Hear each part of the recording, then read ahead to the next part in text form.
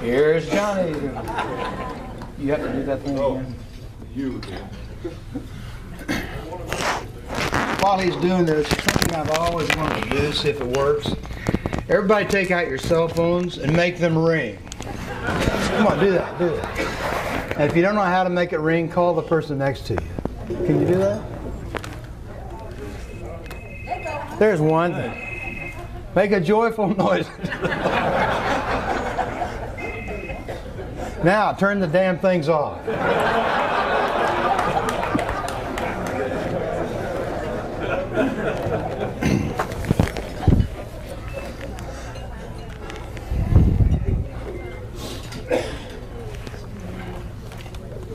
I'm very excited that our adjudicatory representatives are here too.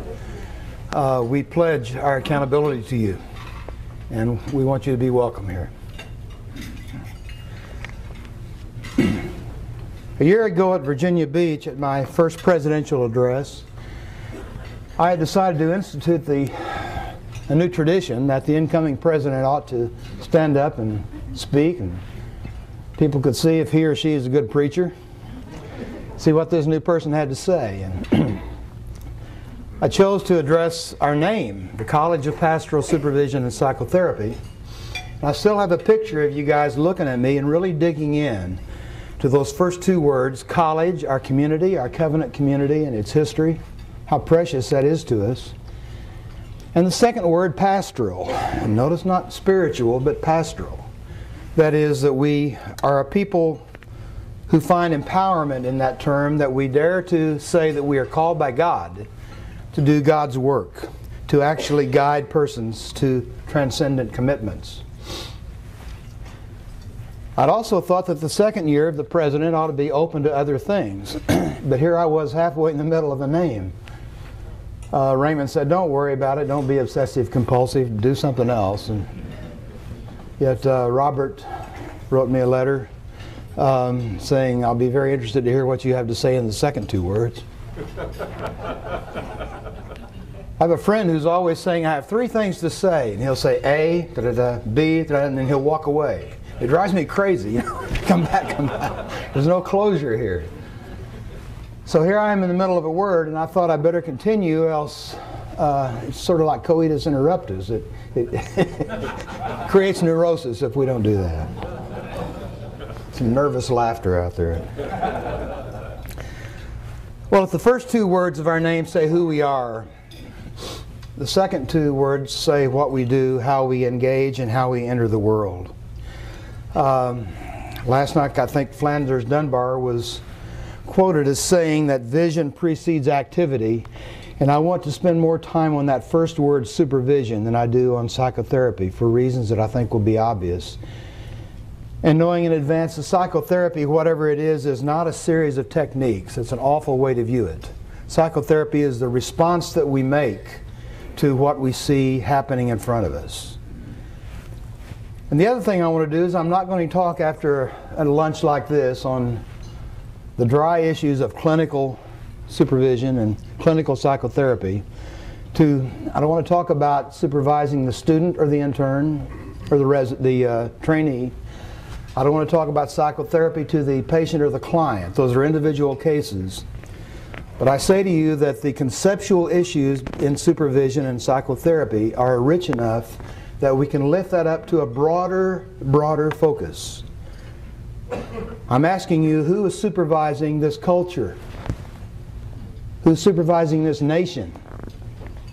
Who's binding up the wounds of our country? Begin first with that word, supervision. He watching over Israel slumbers not nor sleeps, said the psalmist. Well, that is divine supervision. The Lord sustaining her own covenant with her people. Supervision, to take in and comprehend the whole picture. And don't get limited to the vision word of that. We're talking about more than seeing. We're talking about comprehending with our ears, with our hearts, with our soul, with our arms, and with feet by which we walk and go forward. Supervision, to seek to know all that is happening or not happening, to grasp what must be addressed. And in our common theologies, as different as they are, I think we're together in our belief that the supervision of the Lord God is manifested in human eyes that are no longer blind. The Lord God's supervision comes to us as expressed in human lips, the prophetic words of those who are inspired. It is incarnate in mortal souls like our own. In our music, in our poetry, in our celebration, in our anguish, in our compassion, and our anger. He watching over Israel, she watching over Israel, slumbers not nor sleeps. And yet, we do prefer to sleep and slumber because it produces profound anxiety to take it all in and look at it and see for what it is. These are critical times.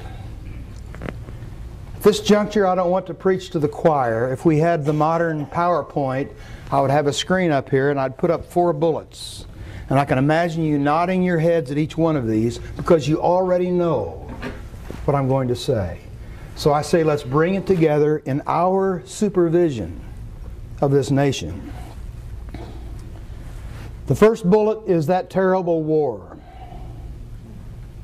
This growing agony of our nation, this moral abyss into which we have sunk, this many-headed monster whose chaotic strategy is to disarm the insurgents or kill them, to hunt down Al-Qaeda, if it even exists in Iraq, to rebuild that country and restore civilian order, and to do all of this at the time we're trying not to get killed by a civilian population that despises us.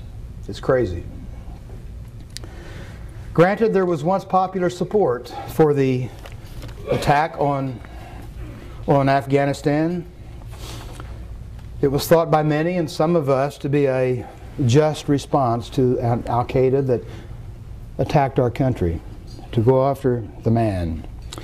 But then it disintegrated and it flowed into Iraq in a tragic, misguided policy of leaders who have arrogantly pronounced that the Near East eagerly awaited the visit of the messianic democracy of America.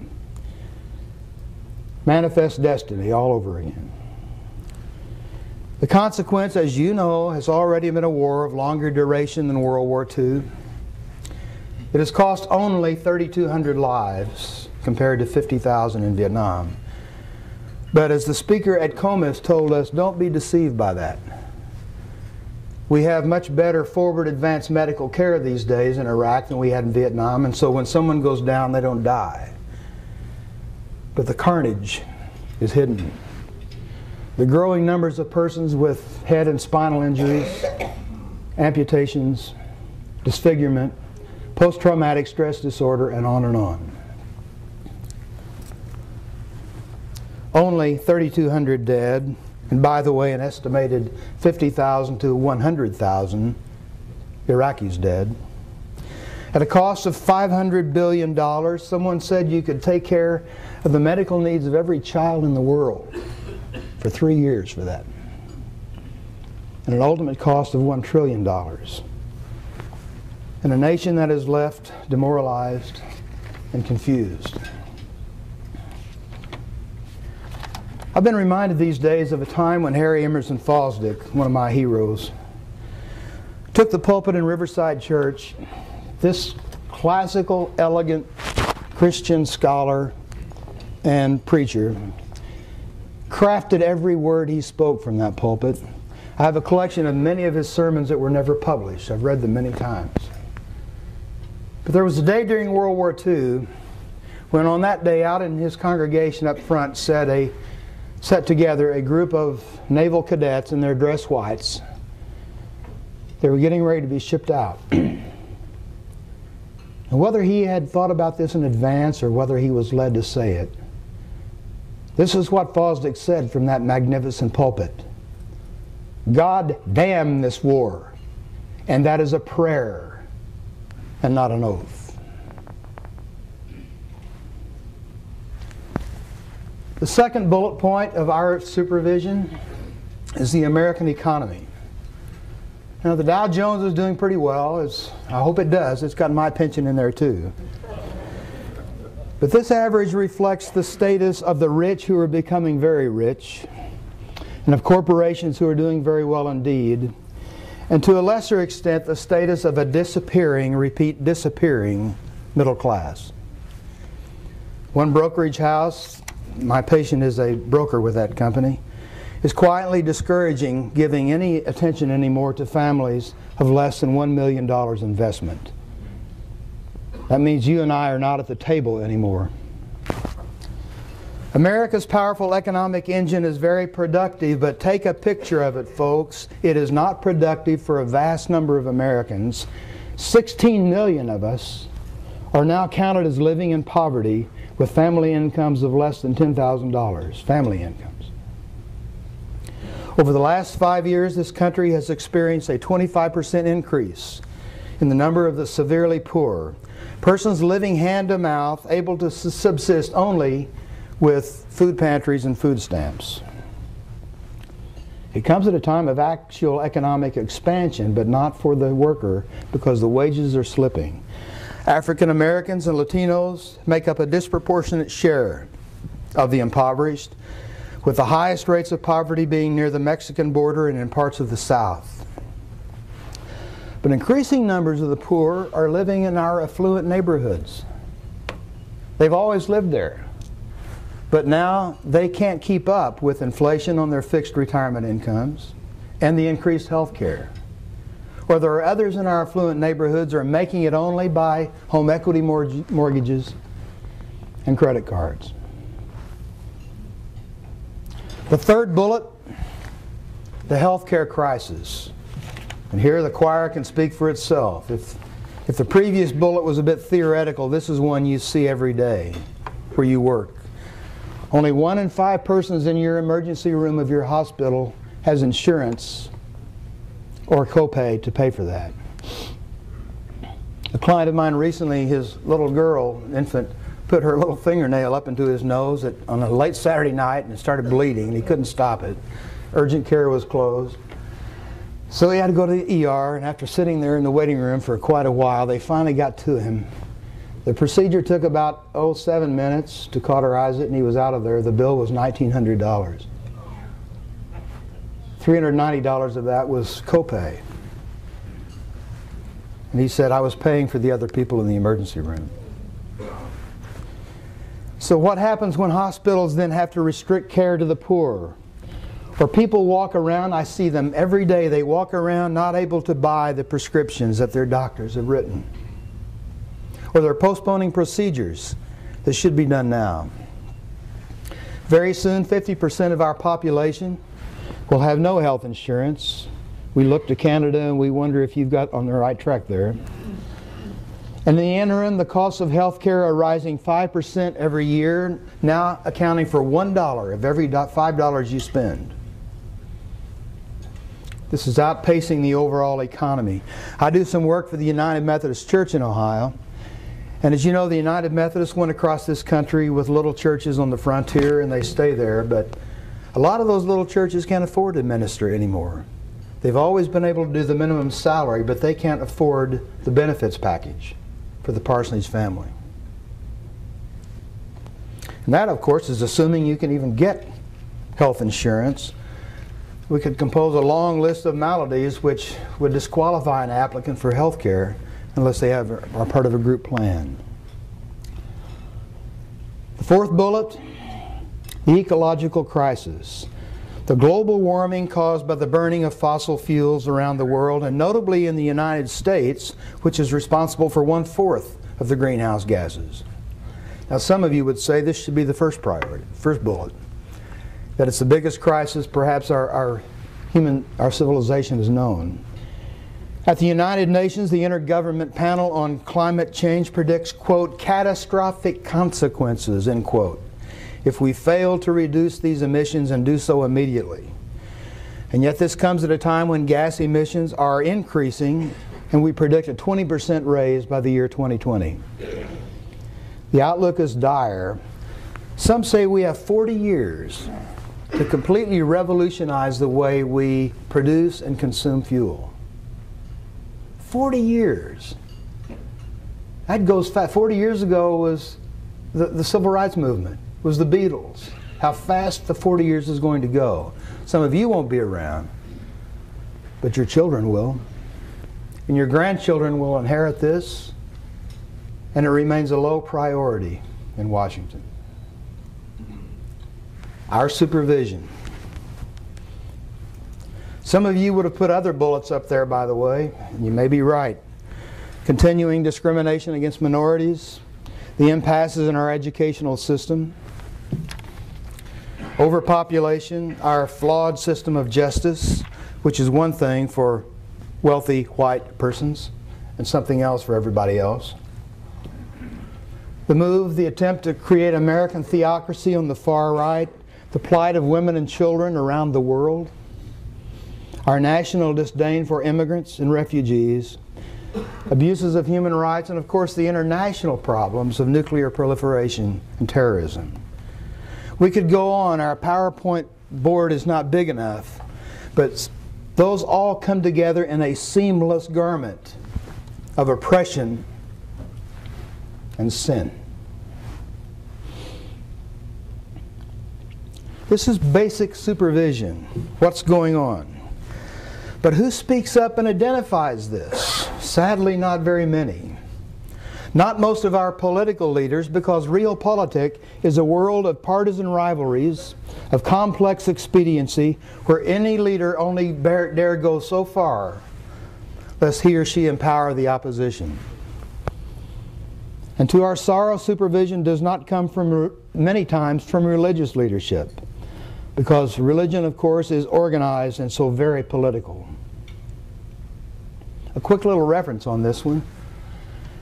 Out in Ohio in 1998, a new governor named Robert Taft decided we probably ought to start killing our convicted prisoners once again, and he opened up the cells on death row.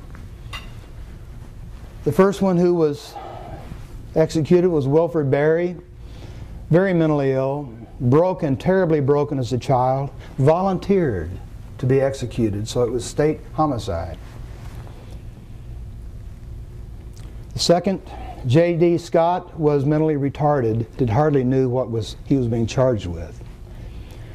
The silence in Ohio was so bad that some of us got together and say, this is like Germany, 1930. So we formed the Interfaith Coalition to stop executions, and I had the privilege of giving this big speech that day when behind me on risers were 68 religious leaders, bishops, executives. We held up 54 statements of our church positions commonly opposing capital punishment on moral, social, and judicial grounds. A year later, all of these leaders, the bishops and others, met out at the seminary. They stood shoulder to shoulder with the families of murder victims, as we all agreed that killing and retaliation only makes the matter worse. What happened? The executions continued. I could not get that group to march down to the State House and nail their demands on the door of the governor of the conscience of Ohio until the day I looked in the mirror and I saw Don Quixote. I saw someone who was foolishly blind to the reality that prevented the bishops and the other religious leaders from going any further, because this was a time of national elections. And after all, because of the majority of the persons in the pew still condone capital punishment, to try and educate them to alternatives to execution would empower the far right. And that's true. And it would risk further polarizing congregations already divided over issues of homosexuality, abortion, and other things. Who is watching over Israel? Not in many cases the sleeping religious leadership. And it's disheartening that supervision does not come from our professional organizations. You're not going to find that PowerPoint presentation with all of those pieces, that complete gestalt, put up before the board of the American Medical Association or the American Psychological Association. You'll find caucuses on some of these things. But you have to fight for your piece of the action. If you want health care, you better lay off the war. Not the academic community. I asked a professor recently who is a world-class scientist at Ohio State why academics, noted for their history of intellectual freedom, are not gathered out there in the Oval to protest what's going on in Washington on these national crises. Her response, "Jim, you're naive. You know where I stand on most of these issues, but if I became an activist, as you said, and if we got together, my next grant would not be funded. And in 2 or 3 years, my lab would be shut down." Who is watching over Israel? And then I add to, with great sadness, out of personal experience, such supervision is not forthcoming from many of the pastoral care and counseling organizations themselves. Those who are supposedly most committed to an objective and soulful assessment of the whole picture, who are supposed to be the ones through whom the word of the Lord comes, accept this shameful fact. 2 of the largest pastoral organizations are devoting most all of their energies, and I belong to them, are devoting most all of their energies to their internal concerns, to position themselves for their greatest political advantage over other organizations. One seeks to have an absolute monopoly on clinical pastoral education. The other seeks to have an absolute monopoly on the certification of chaplains. They are even moving toward a kind of merger, the better able to fiddle while Rome burns. Well, if not these, if not our political leaders, our religious leaders, our organizational leaders, who then will step forward and help us have supervision? Well, there have been some models to inspire us, and they are, of course, theologians. Pastoral supervision. Here's Karl Barth in 1934 telling Germany that Christianity and patriotism are not synonymous. He sounded the alarm in these exact words against every form of groupthink, especially when those who claim an affiliation with God begin to rally hearts and minds under a nationalistic banner. When this occurs, he said, it is the prophetic consciousness that brings a redemptive skepticism to our mythical realities. He wasn't just talking about Germany. He warned against America's belief of its own innate moral superiority. Or there's Paul Tillich. Did you ever hear him preach? He thundered, preaching on Isaiah and Jeremiah about the shaking of the foundations of the earth, how the triumph of science has become the power for the annihilation of the world. Here's Walter Brueggemann, who describes our current state of alienation in these words: the fabric of human care, human dignity, and human possibility is destroyed in the powerful name of greed, as though the American dream has run its course and nobody knows what to do, or even when to notice. Hear this. We scarcely have any poets left whose lips tremble enough to speak our truth for us.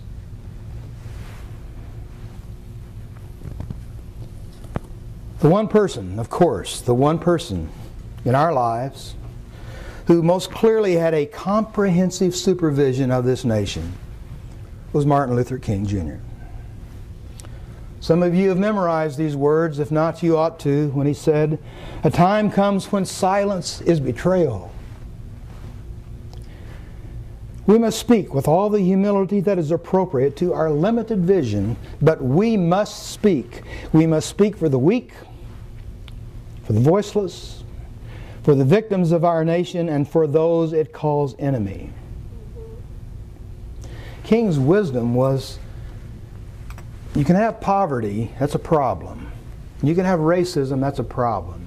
And you can have militarism, that's a problem. But God forbid when the perfect storm comes and those come together, they're joined at the hip.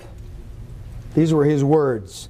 When machines and computers, profit motives, and property rights are considered more important than people, the giant triplets of racism, materialism, and militarism are incapable of being conquered.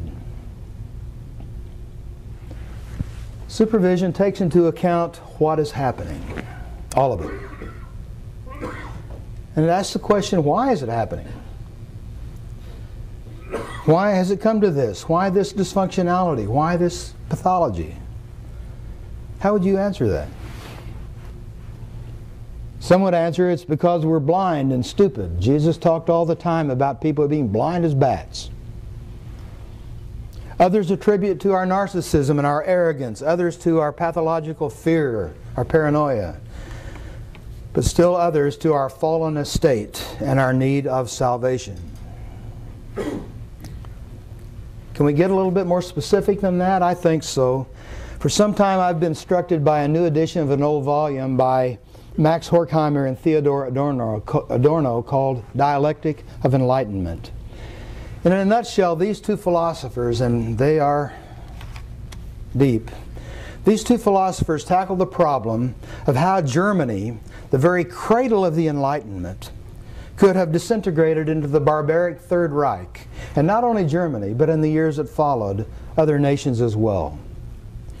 They analyze in depth the Enlightenment, and they say at this intersection, this renaissance of human thought, two things emerged in the Enlightenment: truth and freedom.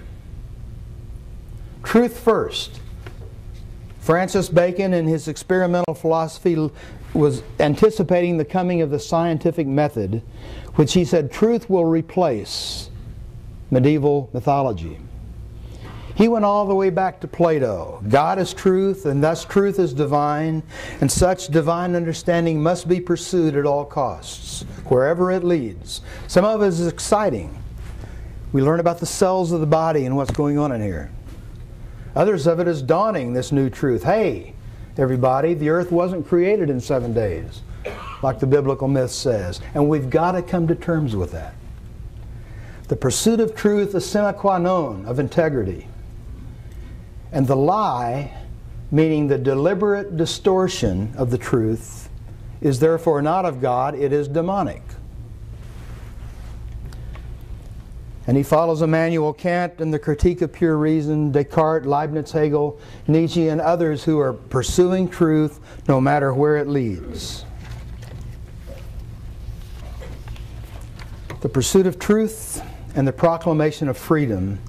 This is the Enlightenment, the truth and freedom that we are born not of a different biological castes, unequal, but the truth that we can certainly celebrate our differences.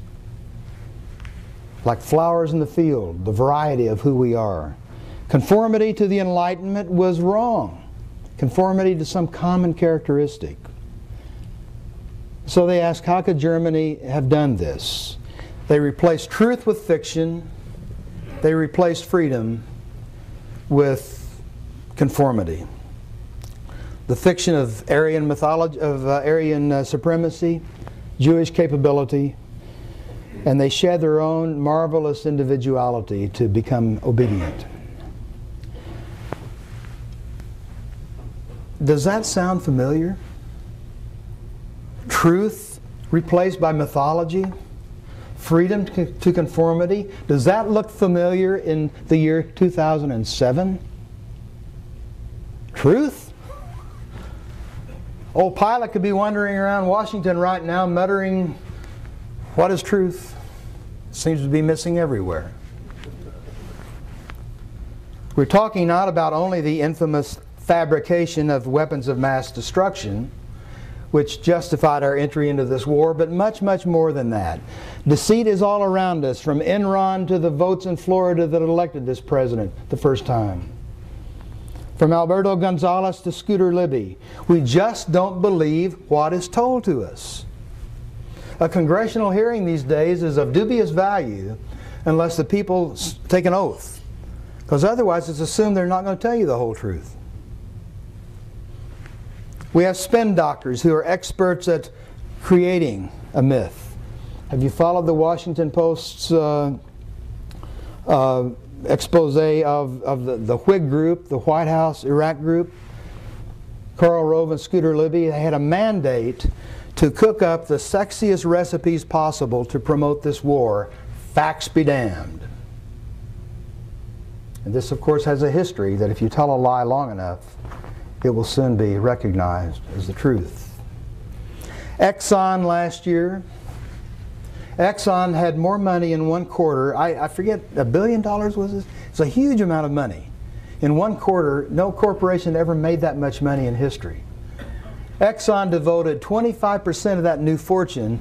They put that in the hands of people who would go out and create to the public the belief that there is no ecological crisis resulting from the production of carbon dioxide and that it is right to continue to build engines and furnaces that burn petroleum products. That is demonic deception. Truth replaced by mythology and personal freedom replaced by conformity. I love John Kenny's illustration that we all did the other day. The square watermelons, wasn't that great? But he was talking about the squaring of things. That we're all supposed to fit these little molds. And again, no preaching to the choir. You know how much we do this. You could talk about how we are a trendy people, how we respond to our advertising and marketing execs to adapt to the great collective. And the result is a uniformity, an unending sameness, a prelude to the simple obedience, which was the downfall of Germany. And how ironic that this pastoral care and counseling movement is in danger of succumbing to the same conformity. Pastoral care and counseling movement just a generation and a half ago was a dramatic phenomenon. In the pursuit of truth, it dared to open theology to psychoanalysis, to a courageous look at any and all of our motivations and presumptions, and to a daring reclamation of its place in the healing community. As far as challenging conformity, these people were somewhat of a threat to religious leaders who expected ministers to get in line and stay there. They just would not do that. March before us the pioneers of our tradition, and look how marvelously distinct and different they were. Boysen, whose passion for authenticity started it all.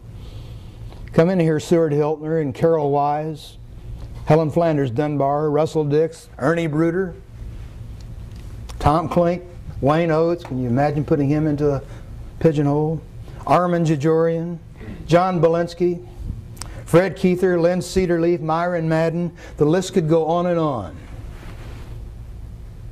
No sameness here. You might not agree with what they had to say, but you could not say they were cut from the same cloth. How ironic then that such individuality in the pastoral care and counseling movement is now suspect, criticized as rebellious, and not tolerated by the majority who fear it. We in CPSP know all about that. Mary's phrase last night was, we took some hits this last year, and we've taken them before. One of my clients is a candidate for supervision in another organization. She did not do well in her last committee meeting. And she's been coached by two of her supervisors to not be conspicuously different from the norm. In recent years, there's been a strong movement towards sameness in the desire for universal standards. Now that's deceptive. On the one hand, we need a language that crosses organizations that we understand, like the dictionary that was discussed last night. But this can be deceptive because standards are parameters. Standards are attempts to articulate values and criteria for professional functioning, and they are not a mold into which we should all comfortably fit. This modern quest for sameness is to make standards the letter of the law, and that will kill creativity. My partner in Columbus, in the other office, is an eminent psychologist. He followed Fritz Perls when Fritz came to Columbus. When he was serving as president of the State Board of Psychology, there was a public meeting and some of the legalists were there trying to turn the Code of Ethics of the Board of Psychology into the Book of Leviticus. I mean, they wanted to spell it all out. At this public meeting, Ray said these words, "Look, show me a psychologist who says he has never moved across the line of any of these strict ethical codes. who has never violated any of these standards, and I will show you an incompetent psychologist. Such a person would be a machine. Such a person so invulnerable, who could relate to someone so invulnerable? It would not surprise you that Dr. Corliss was soundly criticized for such an outrageous remark. How could it have happened, the surrender of truth and the surrender of freedom to mythology and to obedience? Horkheimer and Adorno reflect on how threatening it is for persons to be actually committed to the quest for truth and freedom. And they conclude quite simply that humans are incapable of living up to the ideals of the Enlightenment. They ran for safety. The theologian Douglas John Hall observes the flight of many Christians to absolutism and authority because they cannot tolerate ambiguity. It makes them too anxious. And what he calls, quote, the burden of freedom, end quote. This is reflected, of course, in the proliferation of large numbers of Americans to fundamentalism, preferring to accept myth as literal truth and abandoning their freedom. He watching over Israel, she watching over Israel. This is supervision. What do we tag on to the end of this about this word psychotherapy? Not a lot. Psychotherapy means literally the treatment of the soul of America, how to bind up the wounds of this nation. My mind is way too small to even imagine all that must be done in this time of crisis, or even what gets prioritized. But what we can do is to be guided by the principle we apply in practice. Hey, if you're able to make an accurate diagnosis, then the prescription will follow. If our supervision is on target, then we will fashion a response accordingly. If we implement our paradigm for today, it means that we must at all costs require truth and counter mythology designed to deceive. And we must commit ourselves to personal and organizational freedom and challenge all who would have us conform to the easy way of security. Fortunately, on the horizon there are some lanterns and some beams of light here and there that we can look forward to. Maybe hope. Polls indicate that a great majority of Americans are no longer buying the myth that the freedom of the world depends upon our military success in Iraq. Most agree, let us admit to this disastrous policy and get out of there.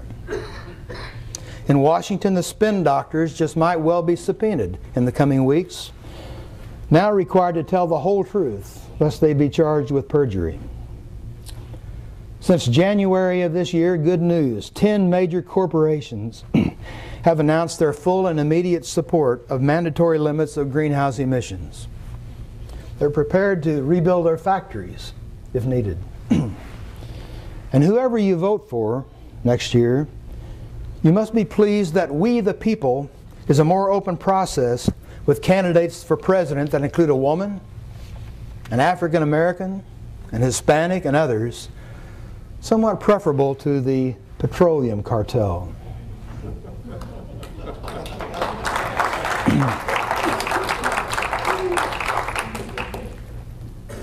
But the psychotherapy, and I conclude, the treatment of this broken soul of a nation is just beginning. Oh, it's going to require a lot of you individually. And a lot from us collectively. We must speak up. We must demand candor and accountability. Our interface with our judicatory leaders is essential.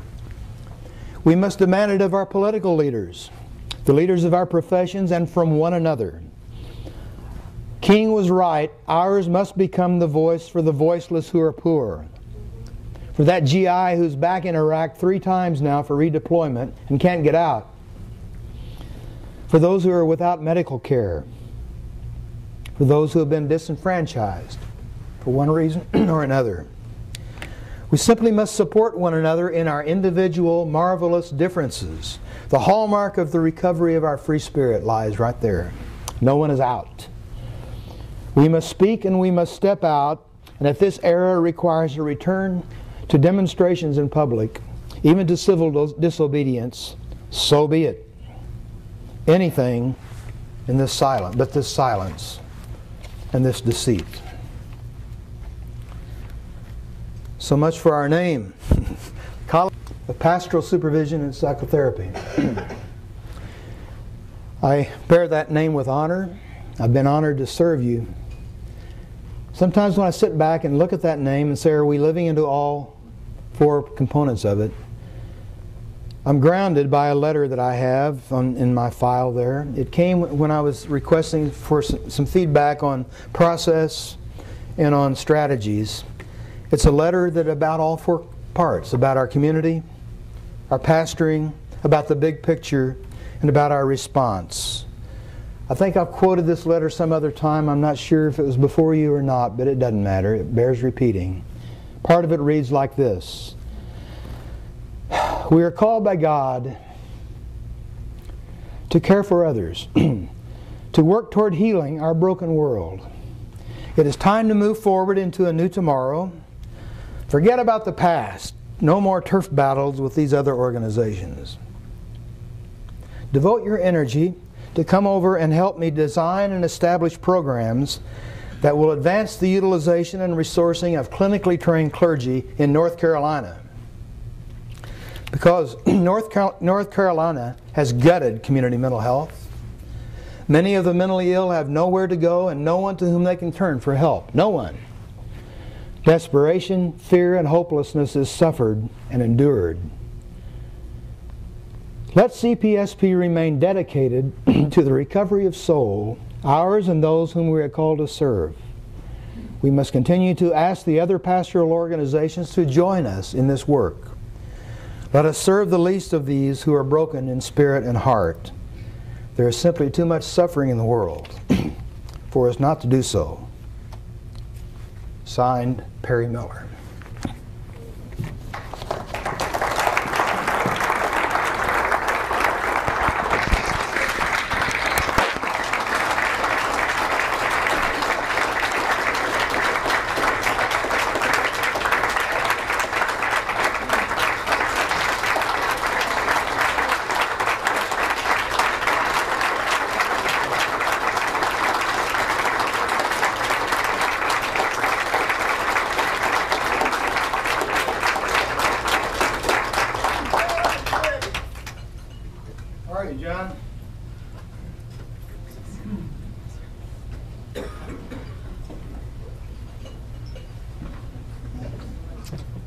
Well, one of the things that's good about being a part of CPSP, in contrast with some of the leadership in other pastoral organizations, I can't speak for you, but I can speak for me because I belong to a lot of them, is I'm really proud to be in an organization where Jim Gebhart's the president. Thank you.